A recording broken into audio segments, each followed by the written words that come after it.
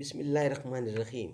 ناظرین، آج کا چوتھا ویلاگ عدم تشدد 191 191 نمبر صفحہ ہے، چوتھا ویلاگ ہے۔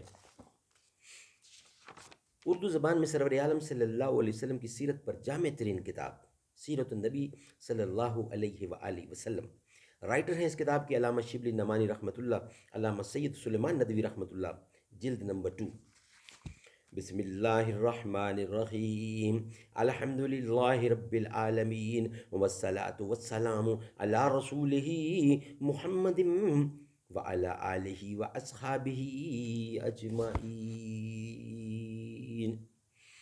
آمنہ کے لال سے، آمنہ کے لال سے شمس و قمر شرما گئے۔ آمنہ کے لال سے شمس و قمر شرما گئے۔ روشنی پھیلی فضا جھومی، محمد آ گئے۔ آمنہ کے لال سے شمس و قمر شرما گئے، روشنی پھیلی فضا جھومی، محمد آ گئے صلی اللہ علیہ وسلم۔ ویلاگ نمبر 4 191 پیج عدم تشدد۔ حضرت معاذ بن جبل جو اکابر صحابہ میں سے تھے، ایک محلہ میں امامت کرتے اور نماز فجر میں بڑی بڑی صورتیں پڑھتے تھے۔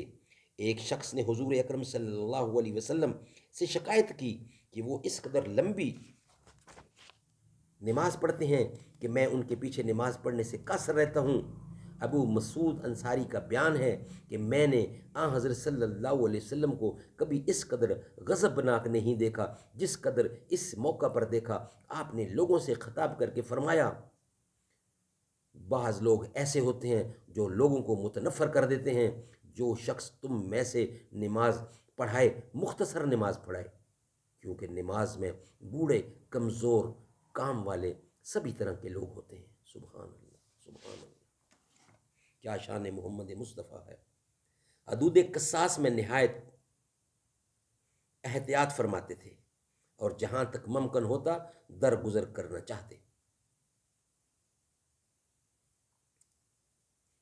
محض اسلمی ایک صاحب تھے جو زنا میں مبتلا ہو گئے، لیکن فوراً مسجد میں آئے اور کہا، یا رسول اللہ، میں نے بدکاری کی۔ آپ نے منہ پھیر لیا۔ دوسری سمت آئے، آپ نے پھر منہ پھیر کے دوسری طرف منہ کر لیا۔ آپ بار بار منہ پھیرتے اور پھیر لیتے اور وہ بار بار سامنے آ کر زنا کا اقرار کرتے۔ بالآخر آپ نے فرمایا کہ تم کو جنون تو نہیں ہے؟ بولے نہیں۔ پھر پوچھا، تمہاری شادی ہو چکی ہے؟ بولے ہاں۔ آپ نے فرمایا کہ تم نے صرف ہاتھ لگایا ہوگا؟ بولے نہیں، بلکہ مجامت کی۔ آخر مجبور ہو کر آپ نے حکم سنا دیا کہ سنسار کیے جائیں۔ ایک دفعہ ایک شخص نے آ کر عرض کی کہ مجھ سے گناہ سرزد ہوا۔ آپ نے حد سزا کا حکم دیا۔ آپ چپ رہے اور نماز کا وقت آ گیا۔ نماز کے بعد انہوں نے پھر آ کر وہی درخواست کی۔ آپ نے فرمایا، کیا تم نے نماز نہیں پڑھی؟ بولے ہاں پڑھ لیے۔ ارشاد فرمایا، تو خدا نے تمہارا گناہ معاف کر دیا ہے۔ سبحان اللہ، سبحان اللہ، کیا شان محمد مصطفیٰ ہے۔ حضور کا مقصد یہ تھا کہ گناہ اب کے اور اللہ کے درمیان ہوتے ہیں، چپ رہو، اللہ سے معافی مانگو، اللہ معاف کر دیتا ہے۔ تم محفل میں، دربار میں آ کر اس کا اظہار کر رہے ہو، اب تو 10 لوگ سن رہے ہیں، اب تو تم پہ سزا لاگو ہوتی ہے۔ تو مین ان کا مشن یہ تھا کہ جب آپ نے گناہ کر لیا تو اللہ سے اکیلے میں معافی دو، مانگو، اللہ تعالیٰ معاف کرنے والا ہے۔ محمد جو رو رو دعا مانگتے ہیں، محمد جو رو رو دعا مانگتے ہیں، خدا سے خدا جانے کیا مانگتے ہیں، محمد جو رو رو دعا مانگتے ہیں۔